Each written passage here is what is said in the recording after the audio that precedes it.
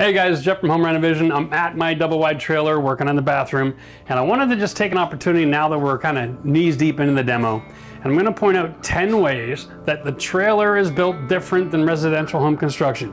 This is 10 ways it doesn't meet building code, but because it's a temporary structure, it does. That makes any sense whatsoever. Number one, the boxes, all the light switches and receptacle boxes are not mounted to the frame.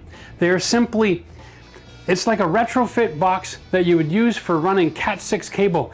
Fins come out and they tighten the screws and it attaches to the floating wall panel. That is amazing to me, blows my mind. And while we're at it with electrical safety, let's take a look at another way that they fail inspection. How about one hole with 4 wires, only a ½ inch from the nailing surface and no nailing plate? Right? How many times can you fail electrical inspection in the same day? 3. Unbelievable. And in the same wall, this is not load bearing, but on the back side, they just notched all of the studs and ran all of those cables. Unbelievable. Now, I'm guessing that most of that power is heading off to the kitchen because my electrical panel is like right here on the other side of that drywall. I'm almost afraid to open up that wall to see what I find, but there you go. There's the first 3, electrical. Now let's talk plumbing. Both the shower and the tub are 1½ inch drain pipe, and then they convert to 1 1/4 inch to go to the P-trap. Whose brilliant idea was that? That was such a bad idea that when they went to connect the P-trap to the shower, they were the wrong size fittings, so they just shoved plumber's putty in the hole and walked away. Yeah, gotta love that. So there's number 4 for you.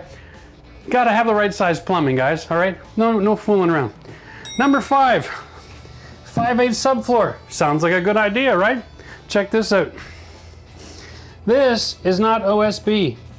This is not even your mama's wet paper. This is just fiberboard. It's absolutely garbage.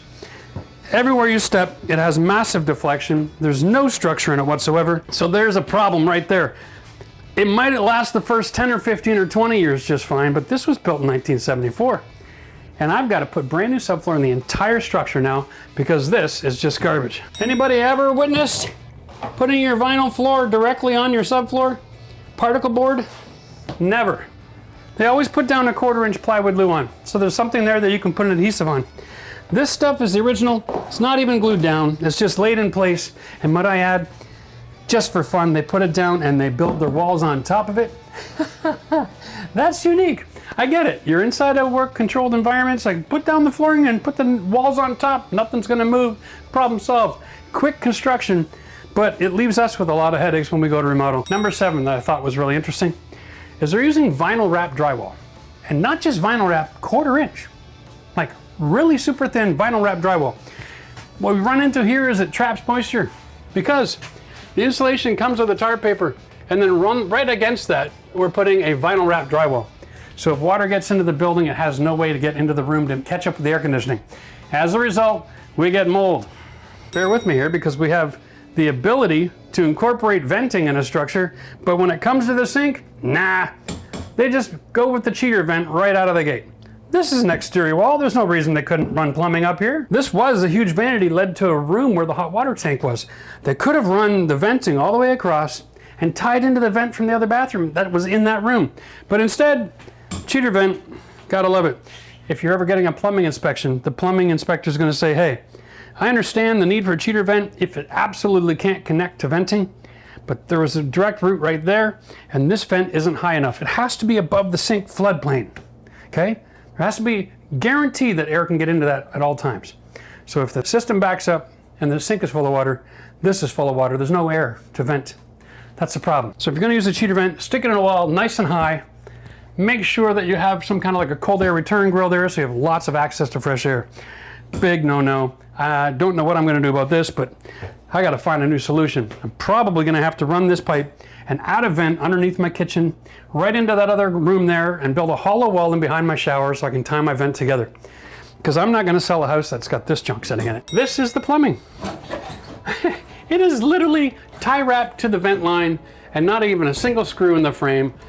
This is supposed to be, what is this? For the love of God, a single screw? We couldn't add a single screw? Oh, anyway, the biggest issue with this entire place is underneath where I'm standing right now. This is 2x6 joists and they run the full 12-foot span. I know it's a temporary structure, but even if I build a floating deck, I've got to use 2x8 lumber. Like, let's be serious. How do you ever build anything on 2x6 lumber over 12 feet? You always have too much deflection.